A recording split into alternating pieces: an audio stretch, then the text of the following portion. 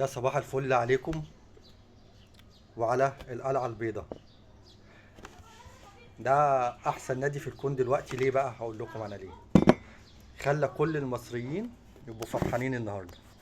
من امبارح الزمالك فرحان وبيزيتوا جدا جدا جدا. القلعة البيضاء بتزيد. ليه بقى؟ عشان بيراميدز كسب واخد مكان الاهلي، وعمالين الكابتن بتوع الاهلي عمالين يعيطوا بالدموع. اهو يا جدعان والله ما بنعيط ولا حاجه، احنا فرحانين. اول حاجه بيراميدز فريق مصري اخد البطوله. رقم اتنين، اللي مسح اسم الزمالك خالص. انتوا مش واخدين بالكم بقى وعمالين تهيسوا، بس انتوا ما عندكوش فرق. عادي هتغيروا من الزمالك لبيراميدز، دي بالنسبه لكم عادي يعني.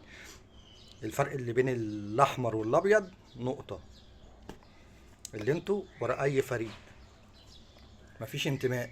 بس تقعدوا تزيتوا الانتماء بتاعنا، احنا الزملكاويه مش عارف ايه. احلى حاجه في الزيطه بتزيد. زيت يا باشا، زيت زي ما انت عايز. الاهلي ايوه، احنا بصوا الدموع يا لهوي، ده احنا عمالين نعيط من امبارح. عمالين نعيط بجد. يا جدعان ده فريق لسه ما كملش كام سنه باسم بيراميدز، عشان هو كان الاسيوطي فريق قديم. اخد دوري ابطال افريقيا. انتوا الاسطوره بتاعكم اللي اسمه شيكابالا ما خدهاش الا تقريبا على ما اتذكر 2002، ايام ما كان في الناشئين. ايه يا جدعان، اصحوا بقى. اصحوا بقى، فوقوا وحد ابوكوا فوقوا. انتوا ايه؟ انتوا في غيبوبه خالص.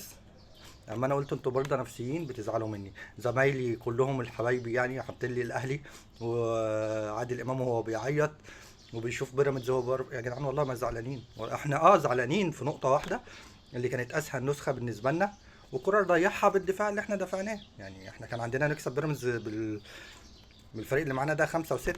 بس يلا بقى. المهم في الاخر البطوله في مصر. ركزوا يا جدعان مع فريقكم، عشان فريقكم اللي عملتوه مع الاسماعيلي زمان بيتعمل معاكم دلوقتي. والسلام.